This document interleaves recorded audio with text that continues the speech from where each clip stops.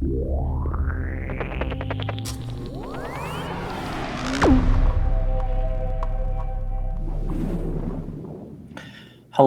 everyone, and welcome to this installment of askLRR, which is brought to you by everyone's support from our lovely Patreon, but specifically for this particular program, the people who support us with the YouTube membership program. They are the ones that allow us to receive their questions that they have inputted into that program onto our whole feed, and we take them and we mush them together, and then we answer them for you. Joining me is Coriander Dickinson. Hi. And Nelson, I forgot your last name. Doesn't matter. Doesn't matter? Okay. And I'm LRR. Yeah, and I'm Matt Griffiths. We're the peeps that are gonna A your Qs. So what's our first Q? From Truck Shepherd. What is the airspeed velocity of an unladen swallow? And I'd like to take this one, Matt. All right. Now, of course, we could ask if you're referring to a European swallow or an African swallow. But I would like to posit that it doesn't matter because both of these swallows, as long as they're unladen, will be faster than my small children. Mm-hmm. And that's the velocity that they need to avoid getting grabbed and just taken and awful, terrible things happening to them. To keep them from getting swallowed. Yeah, exactly. Yeah. Eventually.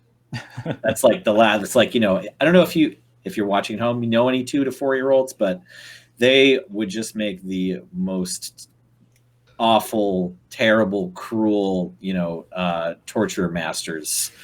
That's who they really need. That's why there's no waterboarding allowed, is in case there's any 2-year-olds in any military in the world anywhere. Because they'll just do it. Yeah. And so that's how I know all birds, all small mammals, reptiles, they all have to meet this minimum speed of getting out of my son's hands. Like, you see this question and you're like, oh, haha, Monty Python reference.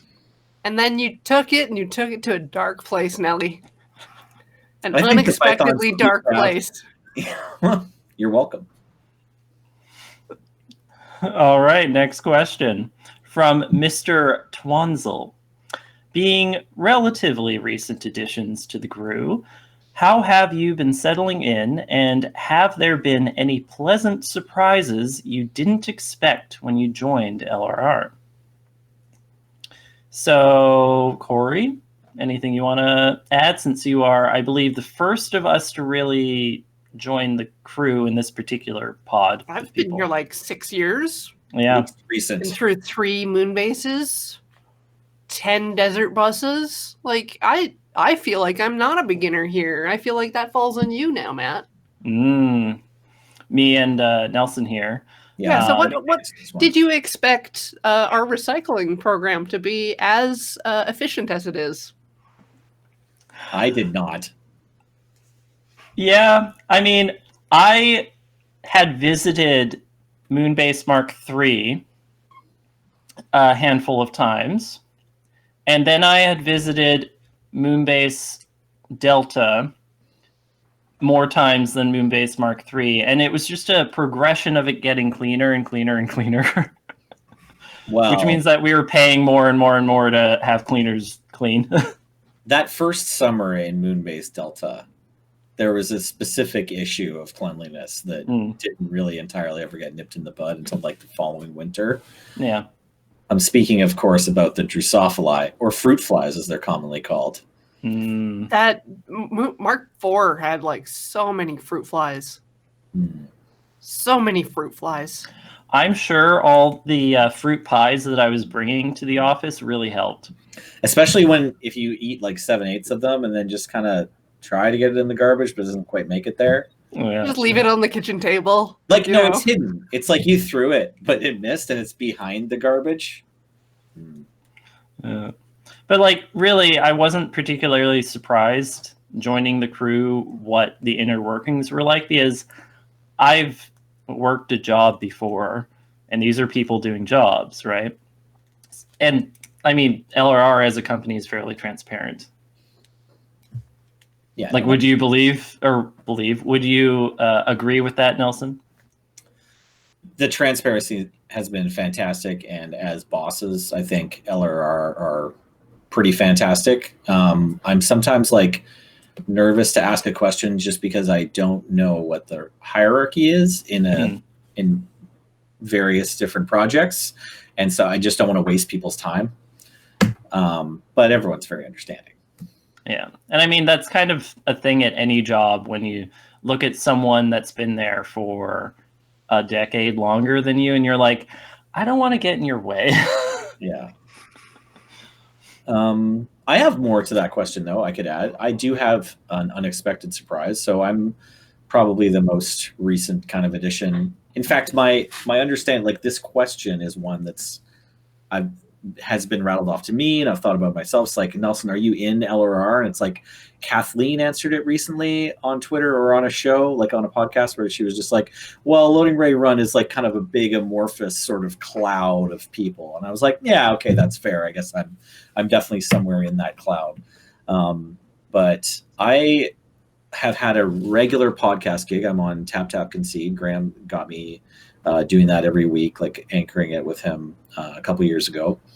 And after a year of that, I got invited to start doing the writing meetings for Friday nights, especially, and some of the other.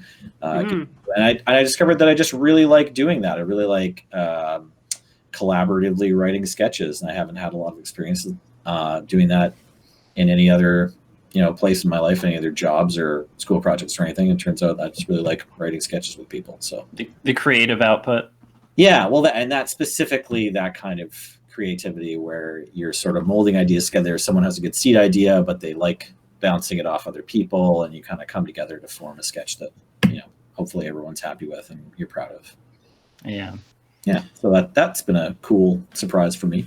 Yeah, the biggest shift in my perspective would have been the change from being a consumer of media to being a producer of media, where it's just how you interact with media generally and how you understand the perspective of the people on both sides of that equation. Yeah. Although, Nelson, you do make a really good point there. Like, I have never been told that I'm actually part of the group. I just kind of found out through having my face show up on merchandise. Oh. I was like, opening those playmats. I'm like, oh, I'm on the JoJo playmat. This is really cool. You can't leave now. Yeah. You're here forever. Well, you're at least on that playmat forever. Yeah. Right? It's a great playmat. It is a great playmat. Yeah. Jealous. All right. I think we're ready for the next question from Eric Chenier. Matt, is there a reason you are often referred to as Matt Griffiths or Matt G? Is it because of Matt Wiggins, or is it a personal preference? I mean, mainly it's because it's my name.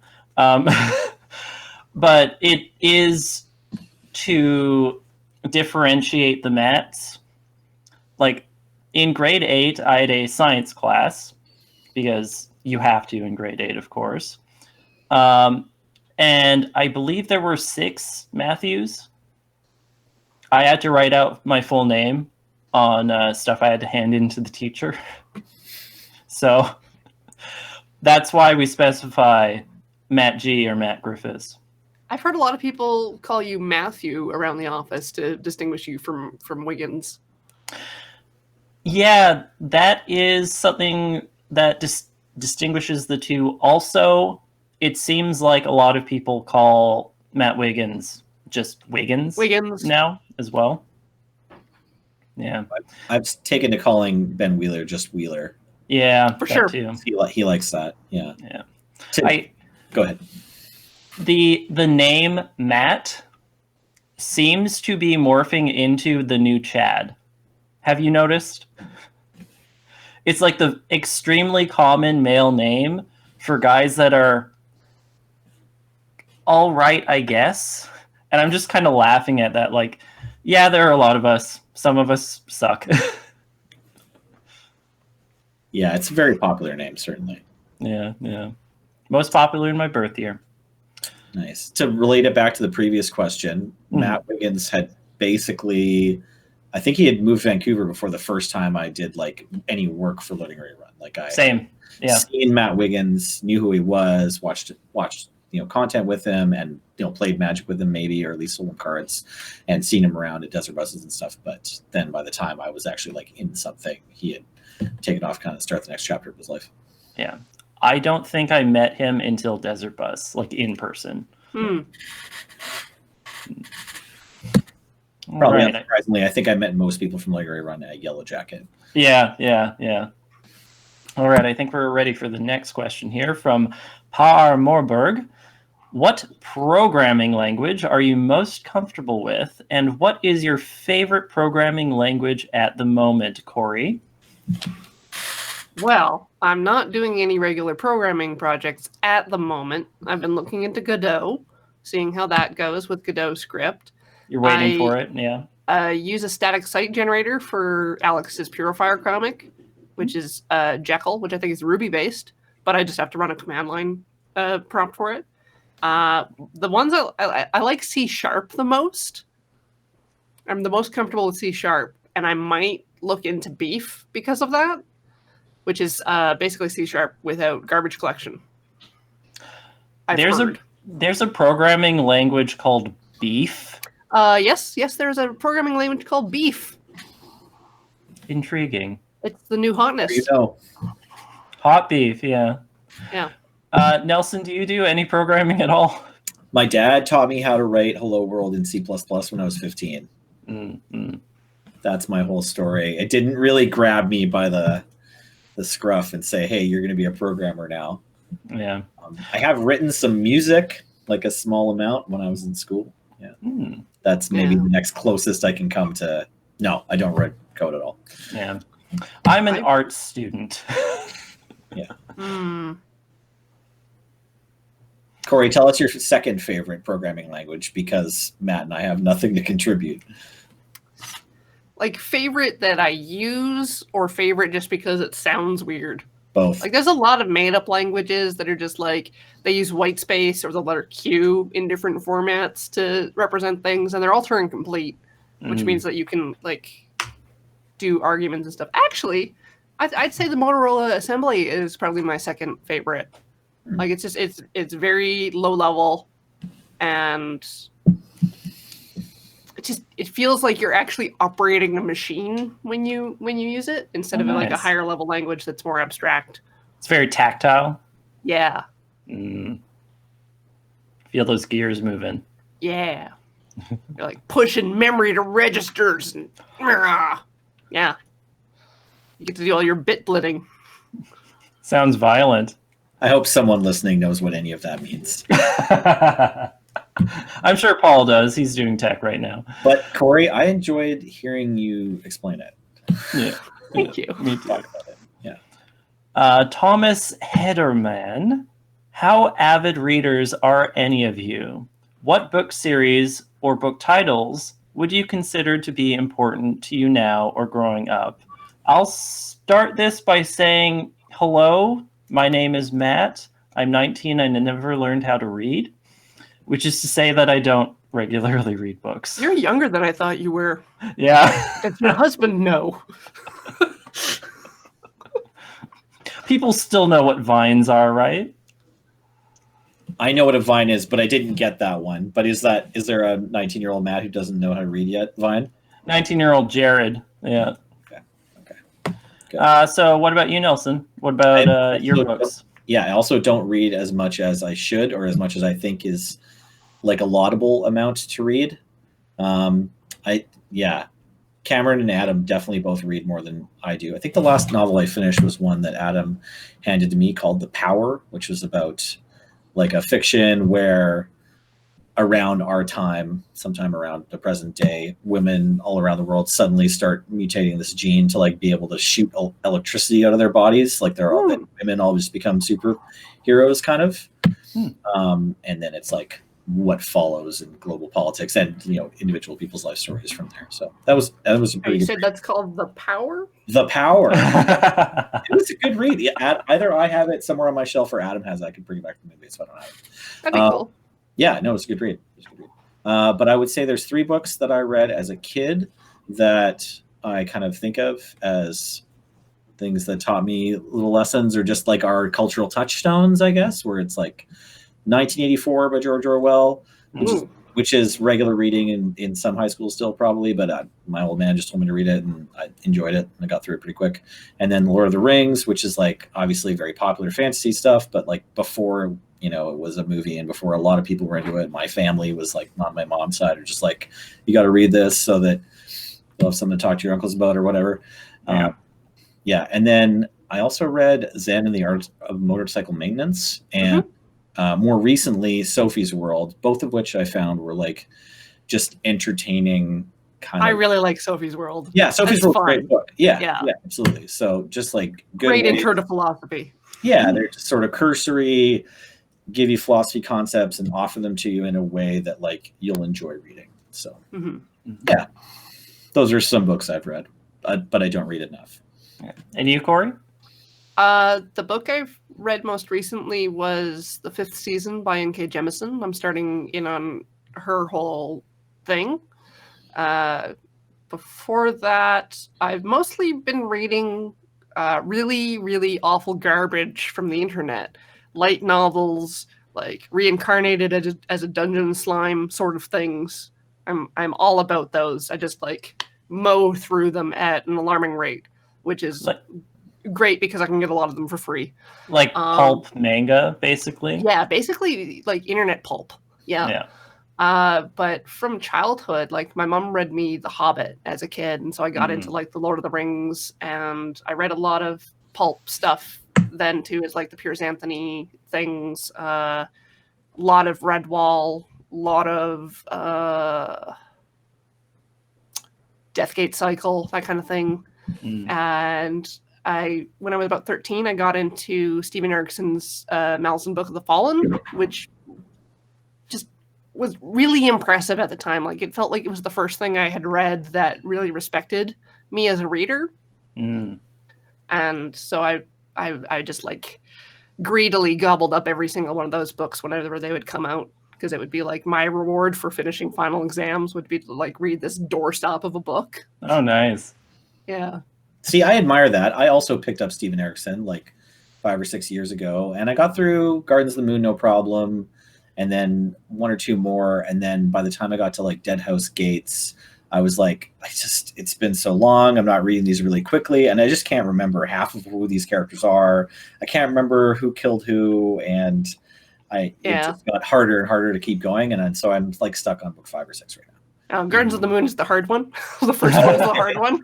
All right. Fair I enough. slowed down, like I dropped Midnight Tides like a couple times. That's the 5th book, but it was a really satisfying arc for story-wise. The world is really cool. Yeah, it's got a really unique magic system. Yeah. Oh, nice. I will recontextualize the question a bit in saying that I don't read books, but I read webcomics fairly regularly. Like one particular one that I read for years, which I don't even remember how it got linked to me, but this is like early, like year 2000 was when I started reading it. I think was Elgunish Shive. Yep. And it had queer characters in it, which was unique almost to the time. So that was, I guess, a nice little anchor for me as a young queer person. And in my university age, the big thing that I hung my hat on was Homestuck, of course. Got through the whole thing. Yeah. I did not Homestuck. I was definitely a bit of a snob towards the people that would go to anime conventions and gray paint. It was just like, look, the Narutos have been replaced. Yeah, you're kind of in the anti-fandom a bit. A little bit. And then I did read it, and I did enjoy it, so. Yeah, it was a big thing. I haven't read Homestuck, but sounds like maybe I should.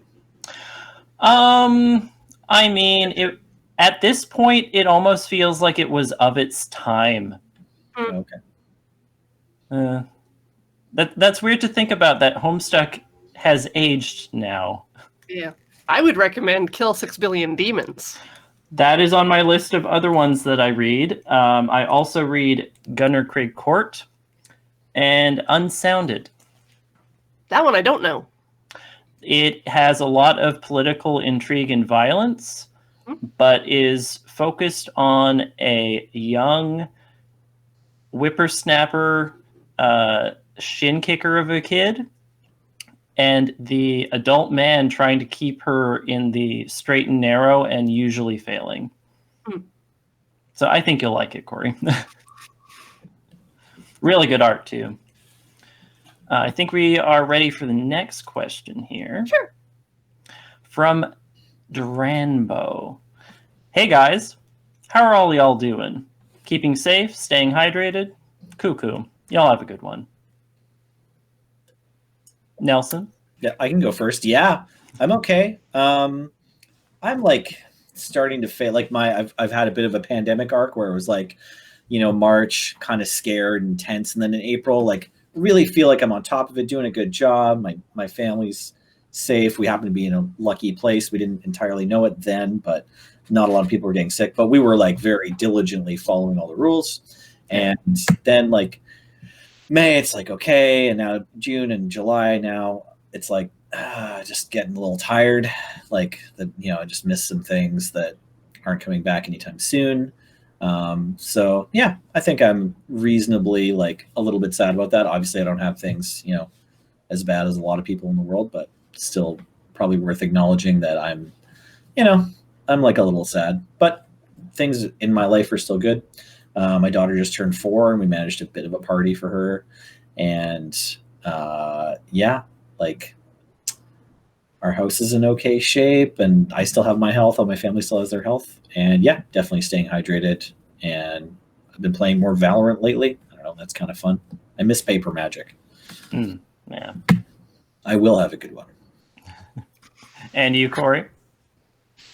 Like, we've been super fortunate being on the island because things did not really take off here. Like, BC had some issues with care homes, and I was worried about folks I had there, but they fortunately passed of unrelated things. I had a few deaths to deal with during all of the quarantines, which is irritating because you can't go to a funeral.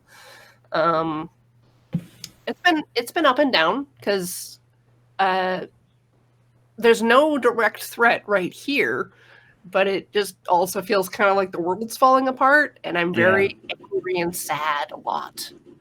So it's just trying to balance the level of stress from like external forces through like trying to keep doing my work has been a little rocky. But yeah, I'm staying hydrated for sure. Drinking lots of water. For sure, yeah.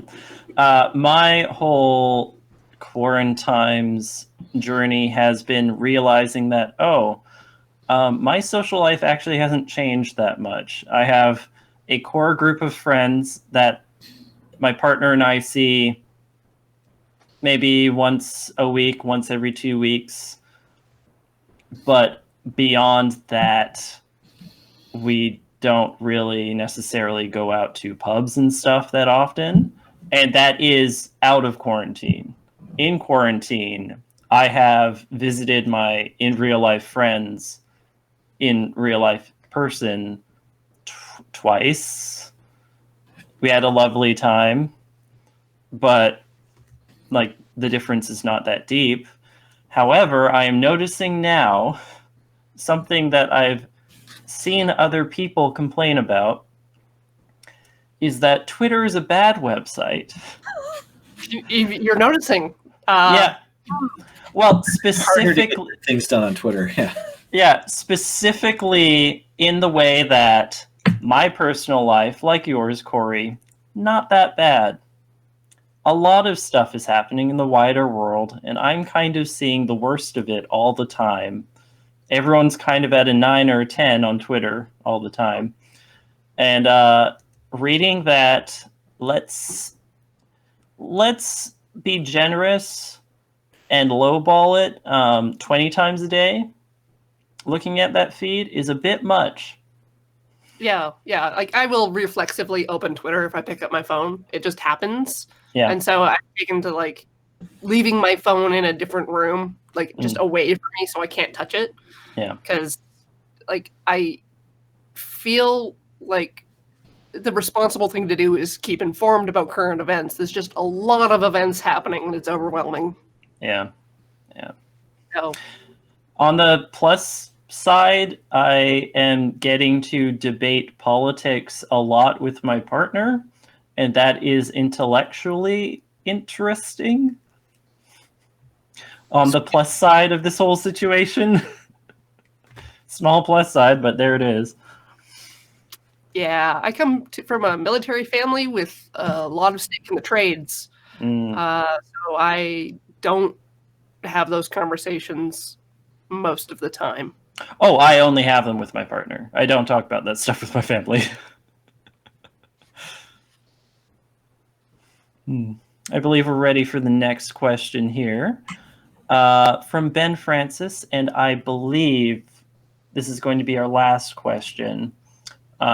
Directed to me. Why goat? Now, let's see what I've written down. I mean, they're ridiculous. They are chaotic. They are adorable. And really, they just encapsulate what I think of when I think of squad goals. Although recently-ish, in the span of the last couple of years, I've acquired a love of sighthounds, specifically greyhounds, whippets, and Italian greyhounds. I just like how skinny they are. You can see their bones. Well, and they always look so demure, looking down up at you with their little blueberry eyes, I like to call them, because they're always so dark. Just folded over ears. And Yeah, also they're just terrified. They look constantly terrified. Yeah. And they're just like a bunch of curves forming an entity. Now, we're not going to end on a question just for me because that'd be a bit gauche of me.